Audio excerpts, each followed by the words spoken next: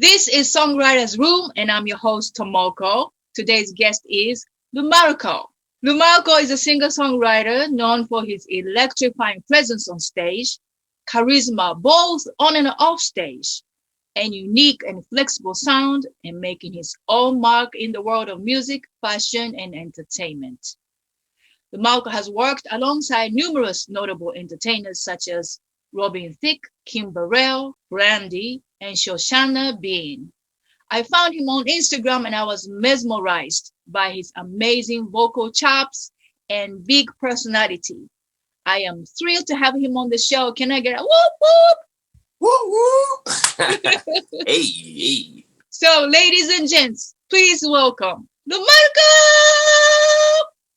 Thank you, thank you. Thank you for Good being to on see you too. Songwriters Room. Thank you for having me. This is awesome. This is dope. Would you please give us a little quick 15-second live performance so the audience can get a little taste, please? Sure. What is? Yes! My All right. favorite! All right. What if I never let it get that far? Then would you still hold a piece of my heart? And what if I never said those sweet things to me? Then would I still believe that there was something telling me that I can give it a go? 'Cause if I didn't, then I would never have known. But what if I guarded my heart?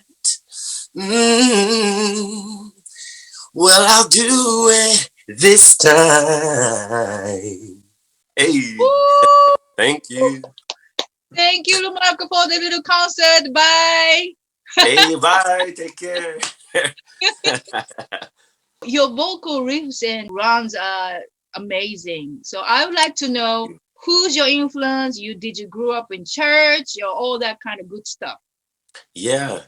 So I did grow up in church. I'm a pew kid, which is what we call it.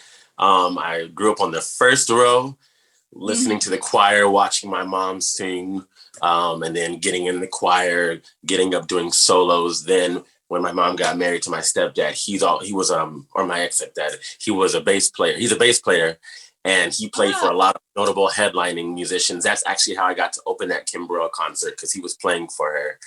And Oh, I had a lot of exposure to the stage and to different styles of music. We listened to rock, country, classical, jazz, gospel, R&B, a little bit of everything just to stay well-rounded.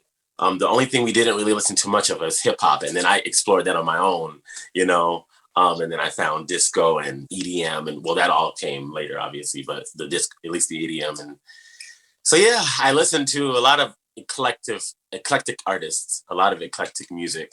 I heard you rapping too. Yes, I just started doing that.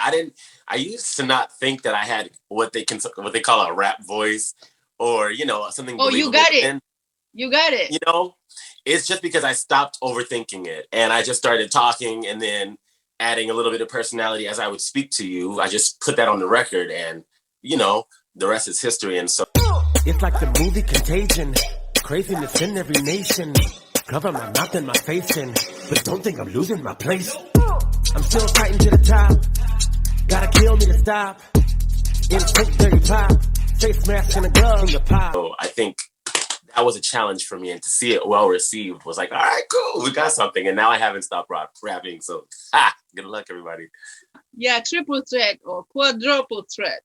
Thank you. Also, your charisma is off the chain when I watch your video. Have you always been that fearless and not afraid of who you are? I would say when it came to music, at least, when it came to music, that's been my comfort since I was a child.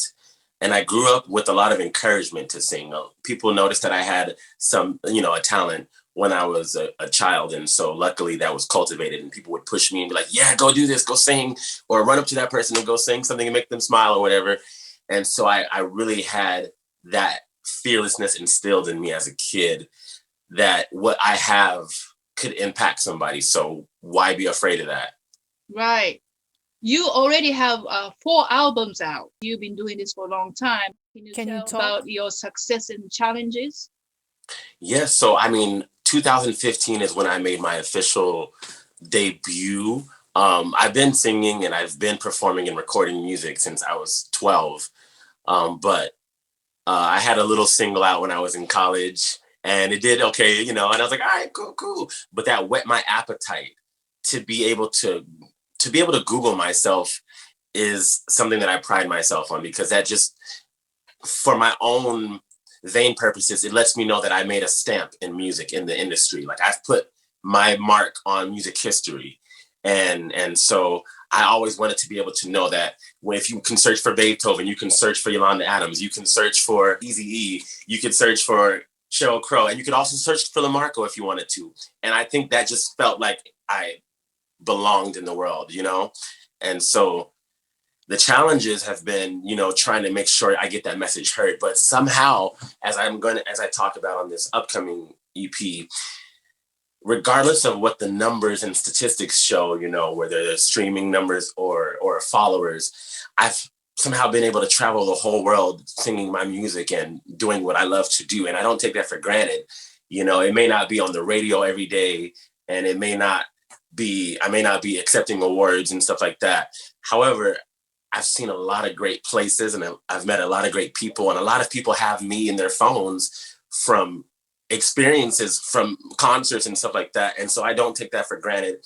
And so when you're measuring success, it's like, what is success to me? I'm happy. And I was able to be grateful for what I've already accomplished on whatever scale that may be. And I already feel like that undoes the challenges. You know what I mean?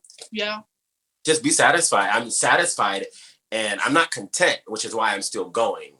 And which is why I keep releasing music, but I'm satisfied with what I've done. If I died today, I'm like, man, he lived. He did what he came to do. People have been impacted by what I have to say, whether it be 1,000, 1,000,000, or 550.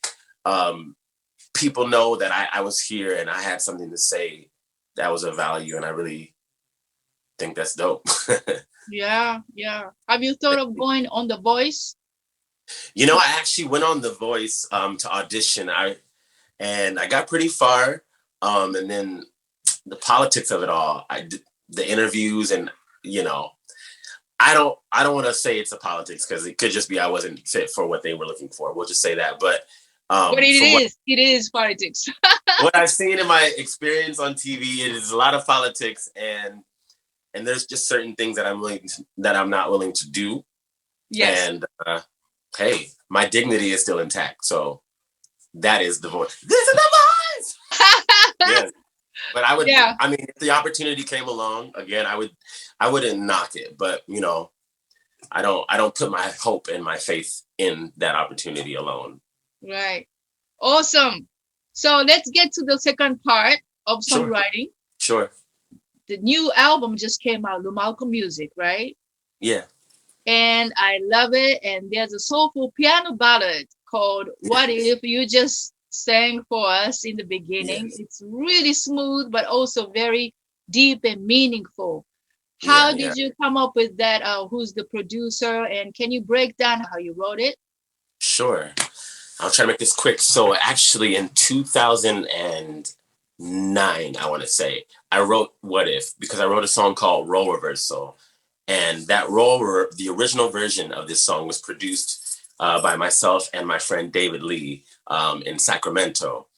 And then I took it to my friend Leov, who is in California, in LA, and he reproduced it. And I just sang it to him, and I was feeling really low at that time.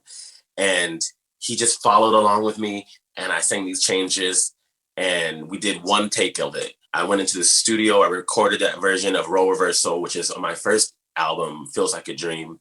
So if you like this song, you can hear what started at, and it's intense.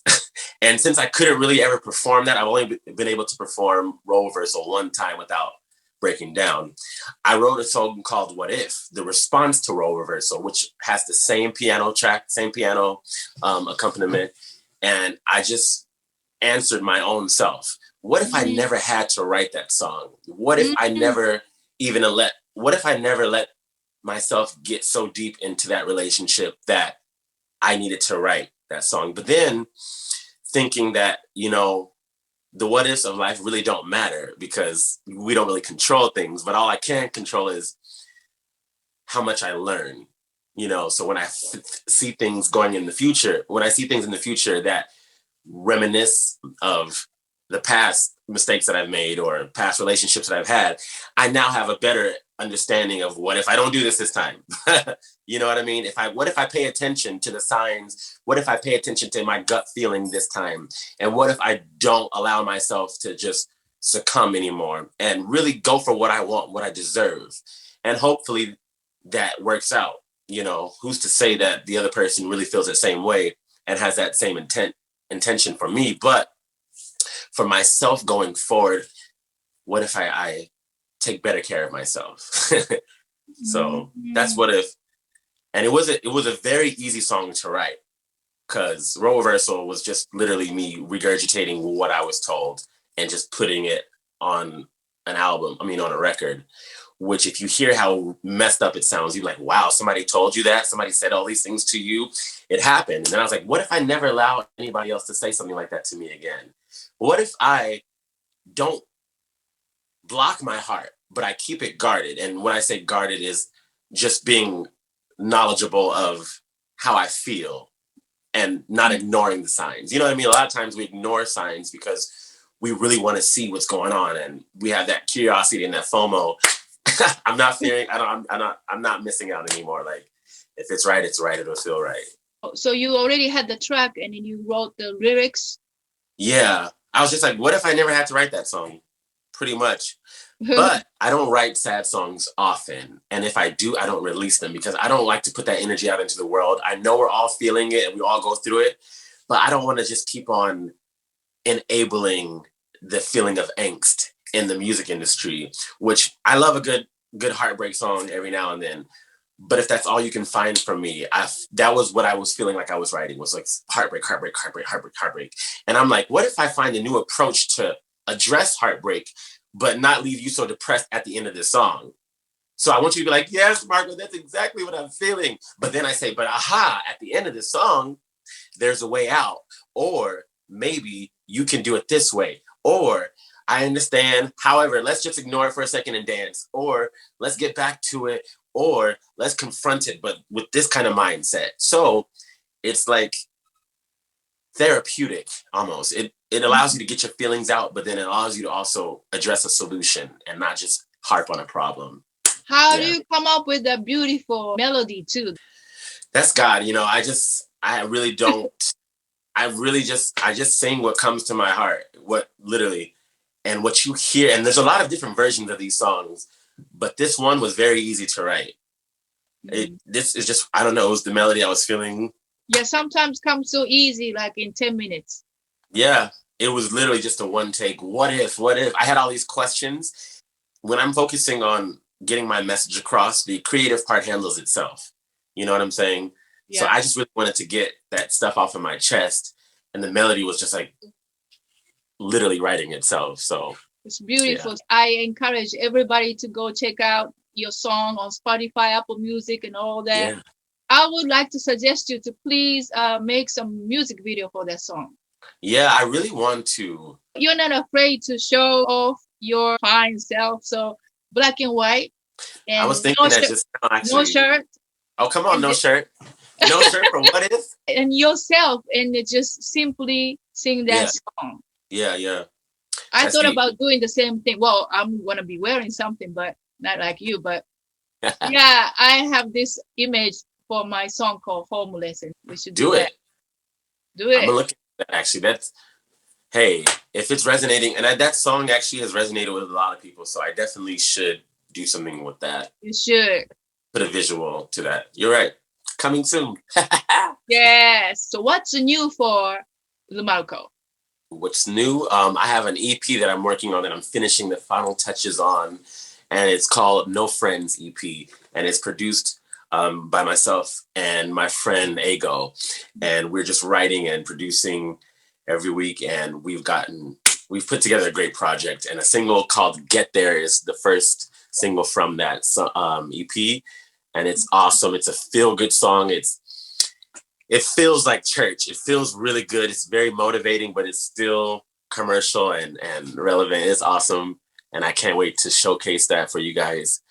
Shooting a video for that in the next few weeks or so, actually. And it features a solo by my friend James Polygraph, who is an awesome guitarist. So check that out. I can't wait.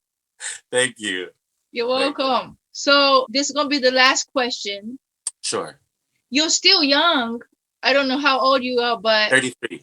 Okay. What advice would you give to your 20-year-old self? That's funny. Because I just went home to LA last week from New York. I just went home and I got a chance to see where I grew up, and I got a chance to see my family. I got a chance to see my old friends from college. And it was really cool to see how far I've come. And I was thinking what I would say to myself, like, bro, it's gonna be okay. Because I remember my 20-year-old self didn't understand myself.